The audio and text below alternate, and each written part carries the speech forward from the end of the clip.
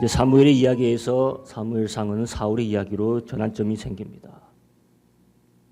9장을 훌쩍 넘어가서 10장으로 바로 들어가는데 한 장 한 장 다 할 수가 없으니까 이렇게 주제별로 좀 넘어가기 원합니다. 오늘 말씀을 보면 비유들이 나오고 있죠. 의문을 던지고 있습니다. 사울이 왕으로 기름 부음을 받고 모든 사람에게서 이제 왕이라고 공표가 되어지는데 어떠한 사람들은 이렇게 얘기를 합니다. 어떻게 이 사람이 우리를 구원하겠느냐. 자, 뭘 보고 이런 말을 했을까요? 왜 이런 말을 했을까요? 사울은 왕이 되기를 사실 두려워했습니다. 그래서 어디에 숨어 있었습니까? 가구들 뒤에서 지금 숨어 있던 자를 끄집어내서 앞에 데려온 거였습니다. 그래서 이런 자를 보고 이 사람들이 얘기를 하는 거예요. 어떻게 이런 소심한 자가 우리를 이끌고 나가서 전쟁에 승리할 자가 되겠느냐 이 말이에요. 왕이라면 뭔가 카리스마가 있고 대담하고 앞에 나서서 우리가 나아갈 민족의 방향과 비전을 제시하고 따라오라 먼저 할 수 있는 이런 사람들입니다. 이런 자들에게 사람들이 감동하고 집중할 터인데 지금 대중 앞에 서는 것조차 두려워서 벌벌 떠는 모습이에요. 자신이 집중받는 것조차 싫어하는 이 내적인 사람같이 보입니다. 이런 사람이 어떻게 나라를 이끌겠습니까? 아무리 대장부라도 나라를 이끌기 힘든 판에 이런 소심한 자가 어떻게 하겠느냐. 이 비유라는 사람들의 말이 정당성 있어 보이죠. 그런데 바로 이렇게 소심한 것 같이 보였던 자가 하나님이 택하셨던 이스라엘의 바로 첫째 왕 사울이었습니다. 그걸 알아야 됩니다. 사울에게 어떠한 왕이 될 만한 자질이 있었다 한다면 분명 카리스마는 아니었을 겁니다. 리더십은 아니었을 거예요. 그가 남보다 머리 하나가 더 있었다. 키가 크고 아주 잘생겼다 이런 말이 나오고 있는데 그 왕이 되는 거에 무슨 도움이 됩니까? 물론 한 나라를 대표하는 자로서 멋지게 폼나게 보이는 건 괜찮죠. 하지만 그건 부가가치적인 것이지 왕이 됨, 나라를 다스리는 것의 필수적인 요소가 아닙니다. 필수적인 요소는 뭔가 리더십이 있고 대담하고 이래야 되는데 그게 없습니다. 그런데 하필 이런 사람을 하나님께서 이스라엘의 가장 초대 왕으로 세우신 이유가 무엇일까? 그런 숙기도 없고 그런 아무것도 리더십도 없는 그를 믿고 사람들이 전쟁에 나가서 어떻게 승리할까? 오늘 우리가 나누길 원하는 포인트가 바로 여기입니다. 우리도 마찬가지거든요, 여러분. 내가 하나님의 나라의 일을 할 자질을 모두 갖췄다고 생각하는 사람이 몇 명이나 되겠어요?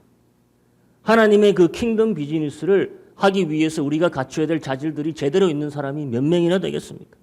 그 적들이 보면 비웃습니다. 아니 저런 사람이 무슨 하나님의 대업을 한다고 비웃을 거예요. 나 같은 자를 통해서 무슨 하나님의 일이 진행이 될까? 적들이 웃고 있습니다. 수근거리고 있어요. 그러니까 우리가 가진 자질보다 없는 자질이 훨씬 많다는 겁니다. 사울도 보면 마찬가지예요. 없는 자질이 훨씬 많습니다. 못 갖춘 자질이 더 많으셨어요.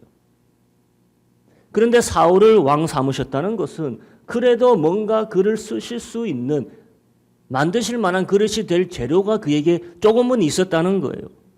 그 첫 번째 왕이라는 대단한 특권을 누렸다는 것을 보면은 그에게도 뭔가 있었다는 것입니다. 하지만 이스라엘이 다른 나라의 왕들을 보면서 우리도 왕 주소서 했을 때는 그들이 봤던 왕들의 자질은 이 사람이 가지고 있는 게 하나도 없었어요. 하나님이 생각하는 왕의 자질과 사람들이 생각하는 왕의 자질이 완전히 틀렸다는 거죠.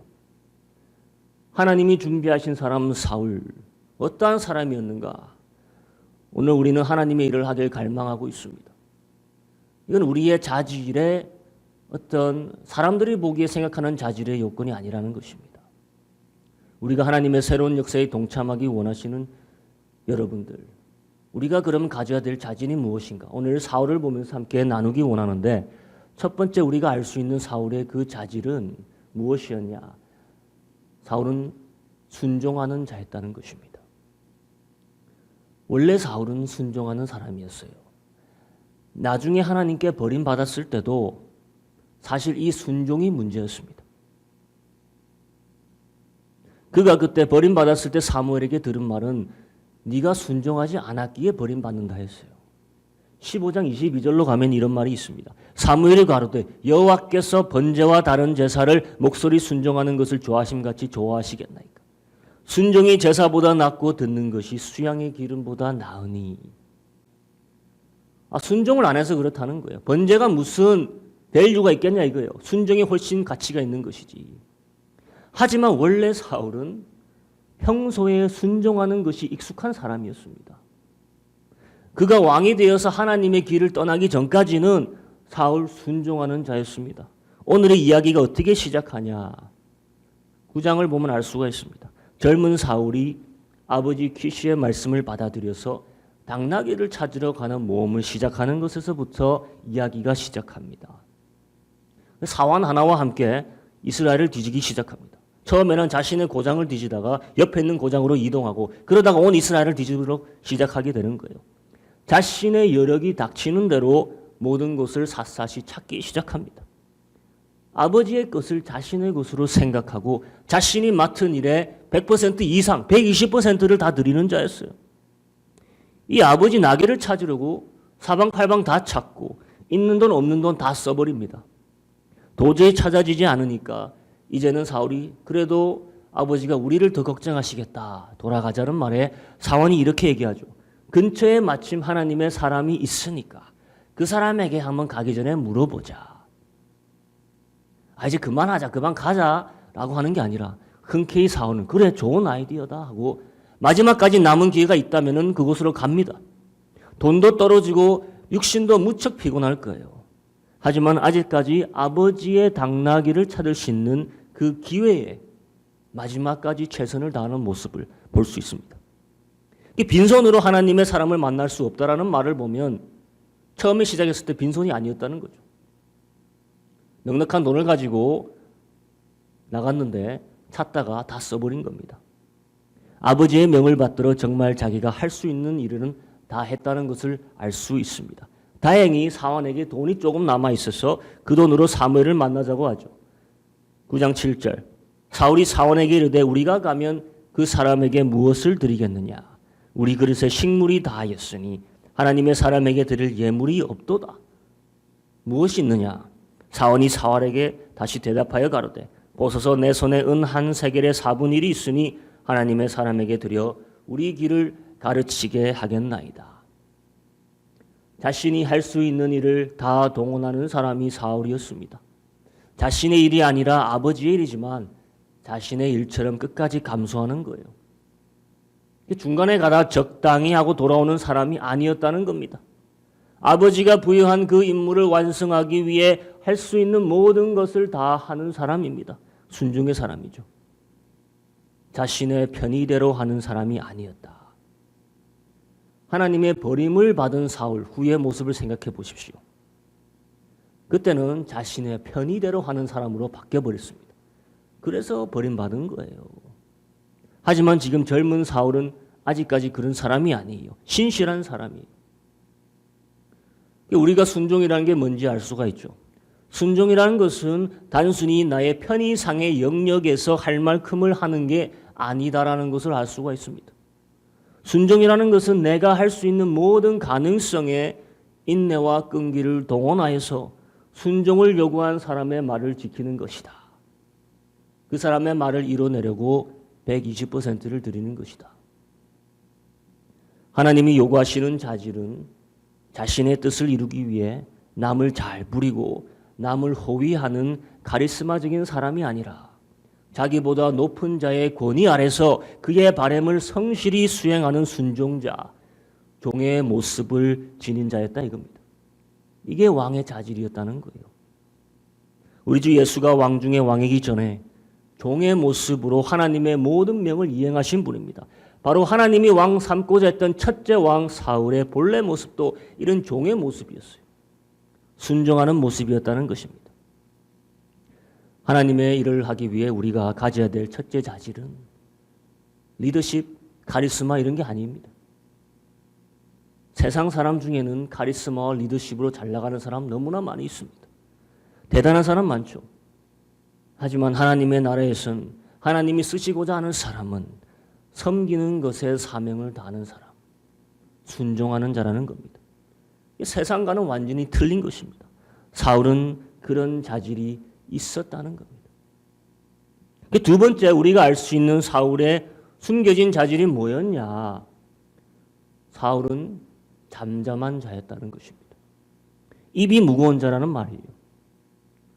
사사로운 비난과 악의에도 평화를 지킬 줄 아는 자였다고 성경은 얘기합니다. 소인배가 아니었어요. 물론 기구들 사이에서 숨어 있던 거 보면은 소인배처럼 보이지만은 사람들의 비난과 사람들의 악평에 잠잠했다는 것을 보면은 또한 소인배가 아닙니다, 여러분. 그를 앞에 두고 비난거리는 사람들이 있습니다. 대놓고 예물을 드리지 않는 자들이 있었어요. 왕이 뽑히는 경사스러운 날에 찬물을 껴안는 사람들이 있었습니다. 성경은 그들을 비유라고 했지만은 그런 뜻이 아니겠죠. 뭐 별거 아닌 사람들이 그런 욕한다고 누가 신경 쓰겠습니까? 지위가 있고 대단하고 힘 있고 유력한 자들이 몇 명 중에 나서가지고 비난거리는 거예요. 왕이 된 자에게 이렇다 저렇다 자기 의견을 내고 실은 내색하는 겁니다. 평민도 아니고 그런 대단한 자들이 그런 말을 하니까 사울이 주눅이 들겠습니까? 안 들겠습니까? 마음이 상했겠죠. 사람인데 마음이 상하죠. 사무엘이라는 모두가 인정하는 자를 통해서 지금 공식적으로 왕이 됨을 인정받았습니다. 무엇보다도 대단한 확률을 깨고 복권의 확률을 깨고 지금 1000명씩 나누어서 모든 지파를 나오라 해서 모든 가족을 나오라 해서 그 중에서 사울이 제비 뽑아서 걸렸어요. 하나님이 뽑으셨다는 게 누가 봐도 압니다. 그리고 모든 사람보다 훤칠한 외모, 키, 준수한 얼굴 이만하면 왕이 될 자격 충분하게 보입니다. 10장 20절 사무엘의 말을 들어보세요. 24절 사무엘이 모든 백성에게 이르되 너희는 여호와의 택하신 자를 보느냐 모든 백성 중에 짝할 리가 없느니라. 모든 백성이 왕의 만세를 외쳐 부르니라. 사무엘이 좀 외모를 중요시 여긴 것 같습니다. 다윗한테 갔을 때도 그렇죠. 다윗의 첫째 형들을 볼 때 야 괜찮네 이렇게 얘기하는 거예요. 보기에 이만한 자가 없었습니다. 사무엘이 인정하고 있어요. 모든 백성이 왕의 만세 부르죠. 그런데도 개중에 사울을 멸시하는 자가 있었다. 하지만 오늘 사울은 그들과 논쟁하지 않습니다. 그들 비판하지 않습니다.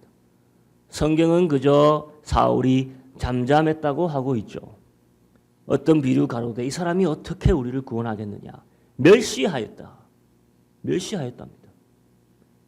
그러나 사울은 잠잠하였다.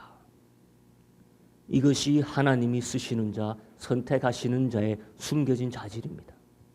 잠잠할 수 있는 것이 하나님이 쓰시는 자의 자질이에요. 우리가 생각하는 리더와 완전히 틀리죠. 우리가 생각하는 리더들은 우리를 위해 남을 까고 목소리를 낼 수 큰 소리 치는 사람 아닙니까? 우리를 위해서 우리의 이득을 대변하면서 달려들 수 있는 사람이 우리가 원하는 자들이에요. 점잖은 사람들은 우리 정치판에서 살아남지 못합니다. 세상에서 다스리는 자들은 자신을 비판하는 소리를 어떻게든지 묵살하려고 하는 자들이에요. 무력을 통해서든 아니면은 거짓과 선동을 통해서든 자신을 비판하는 소리를 어떻게든 무마하려고 하는 게 세상의 리더십입니다. 하지만 하나님께서 택하시는 자의 자질은 잠잠할 수 있는 자들. 또한 플러스 알파가 뭐냐? 비판한 자들을 드러내고 심판할 기회가 있다 한들 그들을 용서해 주는 자. 그런 미덕을 보이는 자. 자신의 반대자들을 기회가 된다 해서 무력으로 찍어 눌리는 자가 아니에요. 그들의 반대가 무지에 의한 거였다면 용서해 주는 자. 오늘 사울이 그런 사람입니다. 첫 전쟁을 이끈 사울에게 그의 종들이 이렇게 얘기합니다. 백성이 사무엘에게 이르되 사울이 어찌 우리를 다스리겠느냐 한 자가 누구니이까? 그들을 끌어내소서 우리가 죽이겠나이다. 사울이 가로되 이 날에는 사람을 죽이지 못하리니 여호와께서 오늘날 이스라엘 중에 구원을 베푸셨음이니라. 백성들은 사울의 자질을 의심한 이 비류들을 이제는 죽이자고 하지만 사울은 허락지 않는다는 겁니다. 반대파들을 처리하자 하지만 사울은 놔두자입니다. 사울은 비난을 받을 때 잠잠할 수 있는 자였고 비난한 자들을 용서할 수 있는 자였다 이거예요. 나중에 틀리죠. 지금은 이런 사람입니다. 나중에는 비난을 견디지 못하는 사람으로 바뀝니다. 지금은 아니에요. 우리 사회는 어떻게든지 끄집어내서 안갚음하려고 하는 게 관습이 돼버렸는데 안갚음의 사이클이 끝이 없으니까 나라가 쪼개지고 분열되고 있는데 하나님은 나라를 세우기 위해서 비난을 잠잠함으로 참아낼 수 있는 자를 택하셨다는 거예요. 세 번째 사울의 숨겨진 자질은 사울은 겸손한 자였다. 원래 사울은 겸손한 자였어요. 태생이 그랬습니다. 오늘 10장의 이야기가 있기 전에 이미 사무엘과 사울이 9장에서 만났습니다. 사무엘이 개인적으로 사울을 만나서 그가 하나님이 택하신 왕이라고 말하고 기름 부은 장면이 나옵니다. 9장 20절 사무엘이 얘기하죠. 온 이스라엘에 사모하는 왕이 누구냐? 너와 네 아비의 온 집이 아니냐? 그 사울이 대답하는 말이 이 말이요. 나는 이스라엘 지파의 가장 작은 지파 베냐민 사람이 아니오며 내 가족은 베냐민 지파 모든 가족 중에 가장 미약하지 아니하나이까. 어찌하여 내게 이같이 말씀하십니까? 비슷한 멘트가 우리 생각나죠. 사사기에서. 기드온을 찾아온 하나님의 사자가 대단한 용사여라고 했을 때 비슷한 말을 했습니다. 하나님이 찾으시는 주의 용사는 자신이 가장 작은 자라고 고백할 수 있는 자라는 겁니다. 그 세상과 완전히 다르죠. 세상은 자신이 대단한 자라고 노래 부르는 자가 리더십의 자리에 갑니다. 대단한 자라고 광고를 하다 보면 사람들도 진짜 대단한 자라구나 하고 생각하게 되죠. 그래서 그렇게 얘기하고 다닙니다. 하나님이 찾으시는 자는 대단한 자일지라도 자신을 낮추는 자입니다. 이스라엘 지파 중에 가장 작은 지파 베냐민 지파 맞습니다. 사사기에 완전히 망했잖아요. 하지만 9장 1절에 사울의 가정을 소개할 때 사울의 집안을 유력한 집안이라고 언급하고 있습니다. 대단한 집안이라고 언급했어요. 하지만 사울은 자신은 가장 작은 자라고 얘기하고 있습니다. 이런 모습을 하나님께서 보셨던 것이에요. 하지만 그가 하나님께 나중에 버림받죠. 이 모습을 유지하지 못했기 때문입니다. 이 모습이 유지하기 힘듭니다. 힘을 받으면 권력을 누리면 부를 누리면 유지하기 힘들어요. 15장으로 가보면 나올 수 있습니다. 15장 17절에 사무엘이 가로되 사울 왕이여 왕이 스스로 작게 여길 그때 이스라엘 지파의 머리가 되지 아니하셨나이까. 여호와께서 왕에게 기름을 부어 이스라엘 왕을 삼으시고 스스로 작게 여길 때가 있었다는 거예요. 내 자신을 스스로 작게 여길 그때가 축복의 자리요 하나님의 선택의 자리라는 겁니다. 우리 자리를 놓치지 않기를 축원합니다. 사람은 이 자리에 계속 있지 않습니다. 이 자리에 있길 끊임없이 노력해야지만이 이 자리에 계속 있게 되는 거예요. 높은 자리에 갈수록 높은 자리에 맞춰서 사람이 변해가기 마련입니다. 사울이 그랬죠. 사무엘을 우러러봤던 자리에서 이제는 사무엘을 죽이고자 하는 자리로 바뀝니다. 한 장 사이에 변해버려요. 15장에선 사무엘과 사울을 보면 사무엘과 함께 예배하러 가기를 강구하는 사울의 간절한 모습이 보이는데 16장으로 가면은 바로 사무엘을 죽이고자 하는 모습으로 변화돼 버립니다. 사람이 어떻게 이렇게 변합니까? 권력의 눈이 돌아간 거죠. 스스로 작게 여기는 것을 지켜내지 못했다는 것입니다. 이제 마지막 네 번째. 이것이 가장 중요한 것입니다. 하나님께 쓰임 받을 자의 모습은 영의 부으심, 하나님의 영의 감동을 받은 자입니다. 다윗이 그렇게 사울을 죽일 기회가 있었음에도 끝내 죽이지 못한 이유가 무엇입니까? 사울이 하나님의 영의 기름 부음 받은 자였기 때문입니다. 그때는 어찌할지 몰라도 시작은 그랬다는 거예요. 많은 자들이 스스로의 노력에 의해서 음모에 의해서 쿠데타를 일으켜서 왕이 됐습니다. 하지만 사울은 그렇게 되지 않았어요. 사울은 주의 선지자 사무엘의 기름 부음을 직접 받았던 자입니다. 그래서 다윗은 칼을 대기를 두려워했던 거예요. 하나님의 선택하심, 축복, 기름 부음의 왕이 되었던 자가 사울이었습니다. 하나님의 영의 부으심을 경험했던 자예요. 그리고 그런 그를 주위에 모시는 자들도 같이 하나님의 영에 감동되어서 나라를 일으키고자 오늘 나가는 겁니다. 10장 26절을 보면 이렇습니다. 사울도 기브아 자기 집으로 갈 때 마음이 하나님께 감동된 유력한 자들은 그와 함께 갔으니. 우리도 하나님께 감동된 유력한 자가 되길 소원합니다. 새로운 나라를 세우는 일에 부푼 가슴으로 그들은 모든 과거의 것을 청산하고 사울을 따라 나서는 겁니다. 사울을 통해 세우실 나라, 하나님의 나라를 가슴 부푼 그 기쁨과 소망으로 그들의 발걸음을 떼는 겁니다. 과거로 돌아가지 않는 거예요. 예수님을 만난 제자들이 앞으로 나아갔던 거랑 비슷한 것 같습니다. 비류들은 오늘 사울들을 조롱하면서 비난거렸지만은 반대로 하나님께 감동받아서 사울을 따라 나선 사람들도 있었다는 거예요. 하나님께서 사울을 그냥 놔두신 게 아니라 그를 도와 같이 나라를 세울 자들을 준비하셨는데 어떻게 준비하셨느냐? 그들의 마음을 감동케 하셨다는 겁니다. 새로운 나라에 대한 희망과 꿈을 부어주셨습니다. 하나님의 영을 부어주셨어요. 새로운 시작, 새로운 나라 이런 말만 들어도 우리 마음이 감동되지 않습니까? 새로운 가정, 새로운 비즈니스, 새로운 개척 마음이 우리가 들떠야 됩니다. 감동이 와야 됩니다. 감동이 있어야지 움직여지고 감동이 있어야 비난하지 않고 감동이 있어야지 계속적인 시도가 있는 거예요. 내 안에 감동이 죽었다면은 이 새 감흥이 없다면은 하나님이 내 삶에 새로운 것을 시작하고 있다는 확신이 죽었다는 것입니다. 내가 새로운 삶을 원한다면은 새로운 방향과 비전을 원한다면은 사실 하나님이 우리에게 이미 주셨다는 것을 아셔야 돼요. 근데 의심이 들기 시작한다는 거죠. 이것이 아니라고 생각하는 겁니다. 이런 곳에서 이런 사람들과 새 시작을 할 수 있겠느냐? 그 비류들이 그런 마음이 들었어요. 증거는 분명했어요. 사울을 인정하지도 않습니다. 그 증거가 있음에도 불구하고 사울이라는 자가 그들이 생각하는 그 카테고리에 다 들어맞지 않았거든요. 새로운 시작이 우리에게 어떻게 다 들어맞겠습니까? 하지만 하나님의 감동이 있으면 되는 겁니다. 시작의 감동이 있으면 시작할 수 있는 거예요. 우리 믿는 자들은 마음의 감동이 있을 때 다시 새로운 출발점에 서게 되는 겁니다. 반복되는 생활에서 삶의 흥미, 삶의 재미를 잃어버렸다. 뭔가 새로운 것을 다시 찾기를, 새로운 것을 다시 일어서기를 원한다.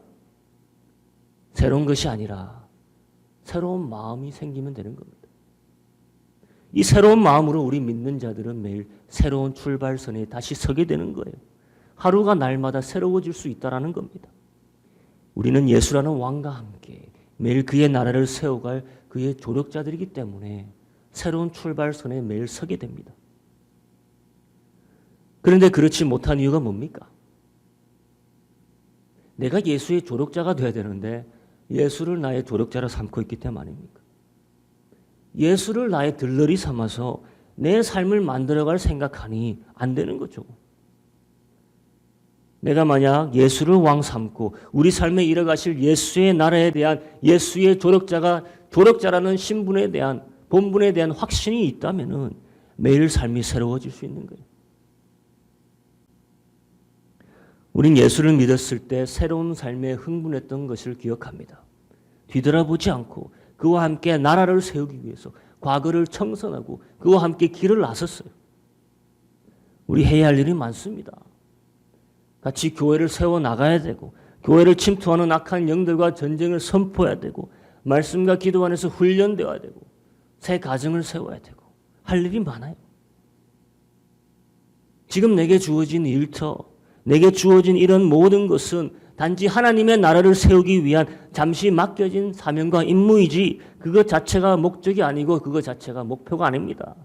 우리 삶의 목표는 예수라는 왕과 함께 하나님의 새 나라를 세워가는 것입니다. 그래서 우리가 필요한 게 뭔지 아닙니까? 사울이 그래서 필요했던 게 뭡니까? 사울의 조력자들이 필요한 게 뭡니까? 하나님의 감동이었다는 거예요. 하나님의 나라를 이끌고 갈 자들에게 가장 중요한 것은 하나님의 영의 감동이었다. 그럼 문제가 뭐냐? 내가 어떻게 하나님의 감동을 받느냐 이거예요. 우리는 하나님의 감동을 이미 체험한 자들입니다. 문제는 이 감동을 내가 어떻게 관리하냐입니다. 하나님의 불씨를 이미 받은 자들이요. 이 불씨를 내가 어떻게 관리하느냐입니다. 어떻게 하나님의 불씨를 꾸준히 유지하며 예수의 나라에 대한 가슴 벅찬 감동, 기쁨을 또 새로운 시작을 계속 영속할 수 있느냐? 어떻게 해야 되냐? 사울이 오늘 하나님의 영의 감동을 받아 새 사람이 되었다는 말씀이 있습니다. 그것을 다시 보면 됩니다. 우리 사울이 스스로 하나님의 영의 감동을 받았지 않습니다. 사울이 한 것은 하나님의 영의 감동을 받은 사람 곁에 있었다는 거예요. 다시 한번 보기 원합니다. 10장 5절에서 6절. 그 후에 네가 하나님의 산에 이르리니 그곳에는 블레셋 사람의 영문이 있느니라. 네가 그리로 가서 성읍으로 들어갈 때 선지자의 무리가 산당에서부터 비파와 서고와 저와 수금을 앞세우고 예언하며 내려오는 것을 만날 것이요. 네게는 여호와의 신이 크게 임하리니 너도 그들과 함께 예언을 하고 변하여 새 사람 되리라. 자, 이 선지자들의 무리가 하나님의 영의 감동을 받은 자들의 오리진, 그 출처입니다. 이 선지자의 무리가 하나님의 영의 감동을 받은 것을 무엇을 통해 알 수 있습니까? 바로 말씀을 계속 선포하는 것을 보면 알 수가 있습니다. 말씀이 입에 붙어 있는 자들이 하나님의 영에 감동된 자들이에요. 여기에서 예언한다는 것은 꼭 미래의 일을 예언한다는 것이 아닙니다. 하나님을 찬양하는 말, 하나님이 하신 과거의 일을 찬양하는 말, 기억하고 그것을 찬양하는 것, 또 현재 하고 계시는 놀라운 일에 대한 말, 미래의 말 다 포함하고 있습니다. 하나님의 영에 감동된 사람의 특징은 자나깨나 하나님이 하신 과거의 일, 하시고 계시는 현재의 일, 앞으로 하실 일에 대한 놀라운 일을 계속 자나깨나 말씀하는 자들이 하나님의 영에 감동된 자의 증거입니다. 사울도 그들과 함께 예언하였다는 거예요. 불붙은 거예요. 하나님을 찬양하고 그가 하신 일, 그가 하고 계신 일, 하실 일에 대해서 감동과 감사, 놀라움으로 막 말하게 되는 겁니다. 그런데 백성이 요구했던 왕의 모습은 이것은 아니었을 거예요. 그렇죠. 하지만 하나님이 생각하는 왕의 모습은 이 모습입니다. 선지자의 모습이에요. 하나님의 영을 받아서 말씀을 선포하는 모습. 우리를 향한 하나님의 가장 큰 열망, 대단한 것이 아닙니다. 이렇게 하나님의 영에 감동받아 늘 우리 삶에 말씀이 끊이지 않는 선포를 하는 것이 하나님이 염원하시는 바람이에요. 그럼 우리 삶의 이 말씀의 불씨, 이 감동의 불씨를 계속 부채질하면서 유지할 수 있는 근본적인 방법이 무엇이냐? 하나님의 감동을 우리가 안으로 받아들일 수 있는 그 방법이 무엇이냐? 이 산당에서 내려오는 선지자들을 다시 한번 봐야 됩니다. 어디서부터 내려왔다고 하죠? 산당. 예배가 있는 곳에서부터 이들이 내려왔습니다. 막 예배를 끝내고 내려오는 모습이에요. 근데 이들이 예배를 드리고 내려오는 모습이 우리가 예배를 드리고 집에 가는 모습이랑 틀리죠. 우리는 그냥 갔다 예배 드리고 그냥 내려갑니다. 예배 끝과 동시에 찬송가 내려두고 성경책 내려두고 그냥 끝이에요. 예배 시간이 끝나면 끝이에요. 자세히 보죠. 오늘 예배를 끝나고 내려오는 선지자의 무리들은 예배가 끝난 게 아니에요. 이제 막 산당에서 예배를 드리고 내려오는 선지자들의 예배의 모습은 이제 막 흥이 붙은 겁니다. 이제 막 예배가 시작된 것이에요. 말씀에 뭐라고 기록되어 있습니까? 10장 5절. 산당에서부터 비파와 서고와 저와 수금을 앞세우고 예언하며 내려오는 것을 만날 것이요.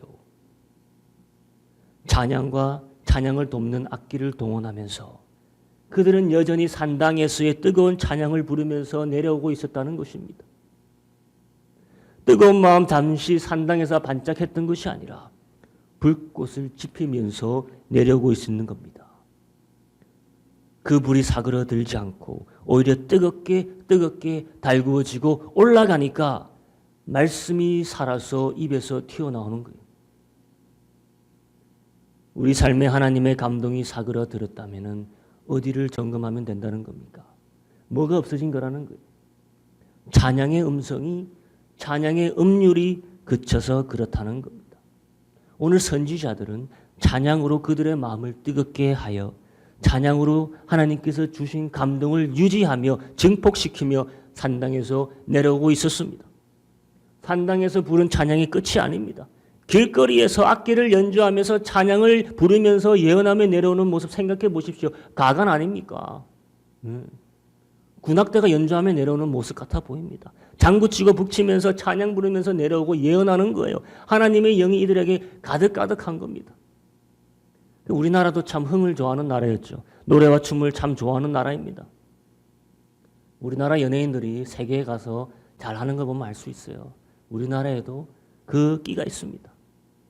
그걸 우리가 예배에 접목시켜야 되고 그것을 우리가 삶에서 찬양으로 계속적으로 유지해야 된다는 것입니다. 성령님의 감동과 뜨거움을 계속 내 삶에 유지하고 지펴나가기 원한다면 우리는 우리의 마음을 찬양의 열기로 뜨겁게 날마다 데워가야 되는 것입니다. 교회에서가 아니라 내가 가는 모든 길에서 찬양이 불러져야 합니다.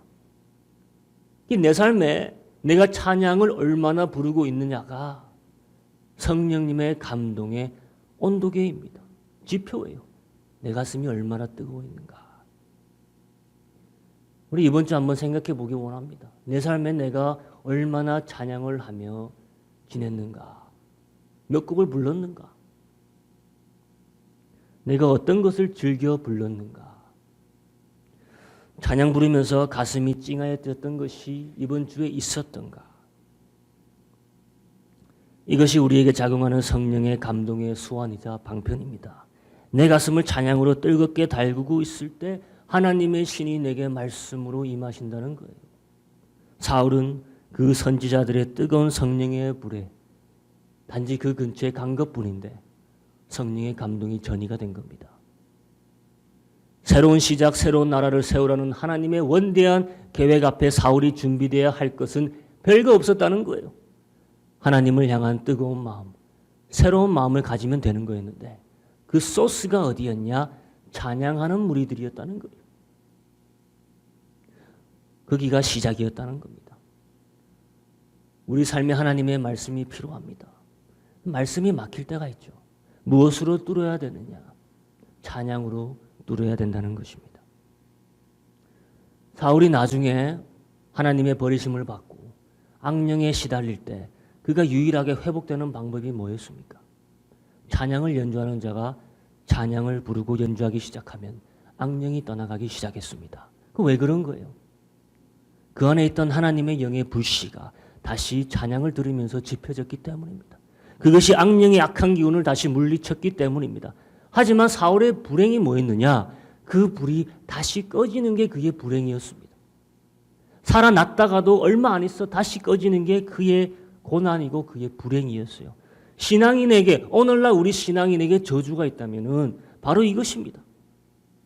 하나님의 영의 불씨가 켜졌다가도 지펴지기도 전에 곧 꺼지는 겁니다. 이런 반복되는 삶이 지금 현대 신앙인들의 저주입니다. 찬양을 듣기만 해서는 안 된다는 거예요. 사울은 찬양을 따라 불렀어야 했습니다. 그가 찬양의 주체가 되어 시를 쓰며 하나님을 찬양하는 찬양자가 되었어야 했습니다. 사울과 다윗의 가장 큰 차이점이 뭡니까? 다윗에게 있는 성령이 평생 그를 떠나지 않은 이유가 뭡니까? 둘 다 하나님의 기름 부음을 받은 자예요. 둘 다 선택함을 받았고 둘 다 하나님의 일을 했으며 둘 다 하나님이 저버릴 만한 잘못한 행동했어요. 하지만 다윗은 하나님을 늘 찬양하는 찬양자였죠. 그는 어려울 때도 하나님을 찬양했습니다. 아니 어려운 시절 그것을 재로 삼아서 하나님께 찬양을 올렸습니다. 시를 쓰고 운율을 붙여 그는 연주하고 찬양합니다. 하나님을 향한 마음이 되살아나고 불씨가 더욱더 크게 타올랐던 거예요. 다윗은 찬양의 주체자였습니다. 사울이 그냥 찬양을 듣기만 하던 장소에 있었다면 다윗은 불씨를 지피고 만드는 자리에 있었던 것이에요. 이런 자에게는 악령의 공격이 먹히지 않았던 것입니다. 이런 자에게 성령의 불씨가 사그러들지 않았던 것이에요. 뭐 다윗이라고 악령의 공격이 없었겠습니까? 사울만큼 더 했으면 더 했을 거예요. 하지만 다윗의 찬양의 소리에 뚫고 들어올 수 없었던 거예요. 우리는 찬양의 수동자가 아니라 찬양의 능동자가 되어야 된다는 말입니다. 내 삶에 나의 찬양이 있어야 되며 내 삶에 나의 곡이 있어야 되며 내 삶의 찬양에 나의 운율이 있어야 된다는 것입니다. 내가 찬양의 작사와 작곡자가 되어야 된다는 것이에요. 새로운 시작을 위해서 부푼 가슴을 안고 매일 새로운 시작을 하기 원한다면 우리가 준비해야 될 거 별게 아니다. 내 삶을 찬양으로 돌려야 된다 이것입니다. 하나님의 감동받기 위해 다시 우리는 찬양의 곡을 써야 됩니다. 당장 찬양할 거리가 없다. 그래서 찬양 못하겠다. 뭐 다윗이라고 맨날 찬양할 거리가 충만했겠습니까? 그 광야에서 비류들과 쫓겨다니는 그 신세에서 뭐 찬양할 게 있었겠습니까? 하지만 그의 주옥 같은 찬양들은 바로 그 상황에서, 찬양할 수 없는 상황에서 쓰여진 곡들이 그의 주옥 같은 찬양들입니다. 내 삶이 밋밋하고 내 삶에 하나님의 말씀이 넘쳐 흐르고 있지 않는다고 느낀다면 오늘 우리는 사울의 이야기에서 배워야 됩니다. 하나님의 영은 찬양하는 자들에게서 그 불이 시작된다는 것이죠. 사울은 스스로 찬양하는 자가 아니었기에 찬양하는 자들을 만나시게 하는 겁니다. 그들을 통해 하나님의 영의 불이 그에게 전이된 것이고 새 나라와 새 역사는 바로 그 불을 가진 자들에 의해서 오늘 시작되고 있었다 이겁니다. 새 나라를 세우게 될 사람들의 자질은 뛰어난 지략, 강력한 체력, 불을 축정한 자들이 아닙니다. 하나님의 감동을 받은 자들이었다. 선지자들의 찬양의 소리에 하나님의 영이 전이된 자들이 하나님의 나라를 세울 자들이었다는 것입니다. 이 시간에 이제 받은 말씀 가지고 우리 생각해보고 기도하기 원합니다. 우리가 받은 말씀 한 주에 하나만 실천하면 될 것 같습니다. 사울 순종하는 자였죠. 잠잠하는 자였습니다. 겸손한 자였습니다. 하지만 사울이 왕이 될 수 있었던 유일한 것은 사실 하나님의 영이 감동되었고 새 마음 받았기 때문입니다. 그 새 마음이 어디서 시작했느냐? 이름 모를 선지자들의 찬양 소리에서 시작됐습니다. 그 선지자들이 사실 영웅이에요. 산당에서 내려오면서 그들의 가는 길에서 누가 듣던 말든 뜨거운 찬양을 흘리면서 가던 그들이 새 나라를 세울 동력을 사울에게 준 자들이, 사울이 그날 새 마음을 하나님께 받았다고 했습니다. 우리가 새 마음이 필요하다면 새 찬양을 불러야 됩니다. 남에게 들리는 찬양이 아니라 내가 내 마음의 기쁨으로 하나님께 쓰는 나의 찬양의 노래를 올려드려야 됩니다. 이 시간 그거 가지고 같이 붙잡고 기도합니다.